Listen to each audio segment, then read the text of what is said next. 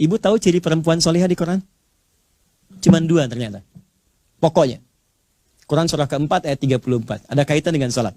Apa cirinya? 1, fassalihatu, istri yang solihah itu qanitatun, taat pada suami ya. Ya, sepanjang ia menyampaikan yang baik-baik menurut Allah. Taat kepada Allah dengan cara menaati suami pada yang baik-baik. Misal, kalau kata suami begini, "Mah, ngaji ya?" "Siapa ya?" "Mah, berjilbab ya?" "Baik insya Allah." "Baca Quran yuk?" "Baik insya Allah." Itu qanitat namanya. Perempuan semacam ini, kalau benar dia taat dengan baik, diikuti dengan baik, mampu dia untuk berusaha baik, maka ada spesial disampaikan di hadis riwayat At-Tirmidzi, kata Nabi, dia akan punya apresiasi spesial di sisi Allah di hari kiamat. Idza shallatil mar'atu sholataha, kalau seorang perempuan itu cukup sholat fardu saja dalam hidupnya, kemudian wasomat somaha, dia puasa fardu saja Ramadan tanpa puasa sunnah, wahafidhat farjaha, dan menjaga dirinya tidak selingkuh, tidak berbuat yang buruk. Yang menarik, wa ata'at zaujaha, dan menaati suaminya sepanjang suami meminta pada yang baik. Qila laha yaumal qiyamati, akan dikatakan pada perempuan semacam ini di hari kiamat, udkhulil jannata min haitsu syi'ti, langsung masuk surga aja dari pintu manapun yang kau kehendaki. Ibu. Oke, kalau suami minta pada yang baik-baik, kerjakan. Dan biasanya istri senang, Pak, walaupun kadang-kadang ada diskusi. "Mah, pengajian yuk." "Siapa?" Tiba-tiba ke kamar bawa baju kan, "Apa yang biru atau yang hijau nih pakai mama?" "Oh, kayaknya biru bagus deh." "Ah, kayaknya hijau deh." Ya, katanya nanya tapi udah punya jawaban kan. Bagus, masih mending kalau dipakai, begitu keluar kuning. Ya, oke lah. Gak apa-apa, ikut rame. Nah, yang kedua ini yang sering gagal. Ya, maaf, hafizatun lil ghaibi bima hafizallah. Kata Allah, perempuan salihah itu dia akan menjaga kehormatan keluarganya, terutama suaminya, terlebih ketika tidak sedang bersamanya. Kenapa kemudian kalimat ini muncul, dilekatkan pada perempuan? Bahkan suratnya surat An-Nisa. Ibu tahu An-Nisa apa artinya? Bukan perempuan. Bukan wanita, bukan. An-Nisa itu bukan perempuan, An-Nisa bukan wanita, An-Nisa itu perempuan. Oh. Oke. Enggak, ini penting saya sampaikan. Kalau perempuan, beda dengan laki-laki. Kalau laki-laki nama tunggal singular dengan jamaknya plural itu sama, mirip.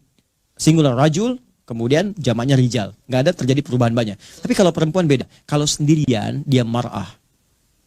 Mar'atun. Pernah dengar? Tapi kalau banyakan disebut nisa. Fokus ya. Mar'ah itu seakar dari kata muru'ah, yang punya 3 arti. Bahkan sering sekali orang Arab punya perumpamaan dengan mir'ah. Ya, kalimatnya sama, cuma cara bacanya beda. Al-mar'atu kal mir'ah. Yang satu pakai fathah, yang satu pakai kasrah. Muru'ah itu punya 3 arti. 1, yang identik atau senang dengan keindahan. Muru'ah, senang keindahan. Makanya Pak, wajar kalau istri atau ibu di rumah senang dengan keindahan. Bangun tidur, spray langsung diberes-beres, kan? Ada sedikit goyang pot dilurusin lagi, kan? Kita mau berangkat batik terlipat, kita santai aja, tiba-tiba diberhentikan dari belakang. "Berhenti, Pak," gitu. "Jahit dulu, lepas, ganti." Itu biasa. Itu tandanya normal, fitrah gitu kan. Pak, senang dengan keindahan. Bahkan dikatakan oleh orang Arab, al-mar'atu kal mir'ah. Perempuan tuh seperti cermin. Kayak kalau diperiksa kan sering ya, ada cermin misalnya. Sudah ngaca di rumah, turun, lihat spion mobil, ya, lihat lagi, masuk ke kantor, lihat kaca, betulin lagi, itu biasa, normal, ya. Tapi yang paling menarik, mar'ah juga itu bisa seakar dari kata muru'ah, seperti mir'ah, dari sisi sensitivitas. Kenapa perempuan disebut mar'ah? Karena dia punya sifat rasa yang tinggi dibanding laki-laki, rasa yang sangat dalam, jadi pakai perasaannya yang dalam. Nah, makanya sering orang Arab mengibaratkan seperti cermin. Ibu saya tanya atau bapak, kalau cermin saya lemparkan, pecah ya, bisa nggak disusun kembali? Bisa disusun kembali, tapi dia sulit memantulkan bayangan yang sempurna. Sama dengan perempuan, kalau dia terlukai, dia cepat memaafkan, tapi sulit melupakan apa yang dialami. Mar'ah.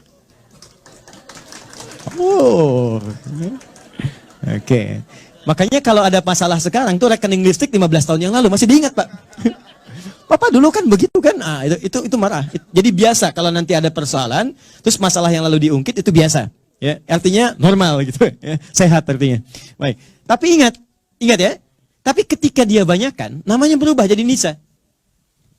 Apa itu nisa? Seakar dengan kata nasa. Nasa itu bisa berarti mudah tersentuh, ternyuh.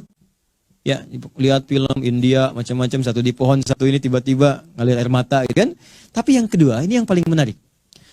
Nisa juga punya arti sifat yang senang menyampaikan apa yang dirasakan. Bukan curhat. Ya. Menyampaikan apa yang dirasakan, suka cerita. Jadi kenapa disebut dengan Nisa? Seakan Allah memberikan pesan bahwa perempuan itu sependiam apapun, kalau ketemu dengan temannya itu suka cerita. Itu poinnya. Dan kadang yang diceritakan itu hal yang seharusnya tidak diceritakan. Makanya kata Quran, hafizatun lil ghaibi, perempuan yang solehah itu dia tak akan membuka aib suaminya atau di rumah tangganya saat bahkan tak sedang dengannya. Nah, ini kadang-kadang sering kejadian. Padahal mungkin yang dituju pengajian. Datang ke pengajian, bertemu dengan kawan, yang lain belum datang. Ukhti lagi apa kabar Jeng? Baik, sehat.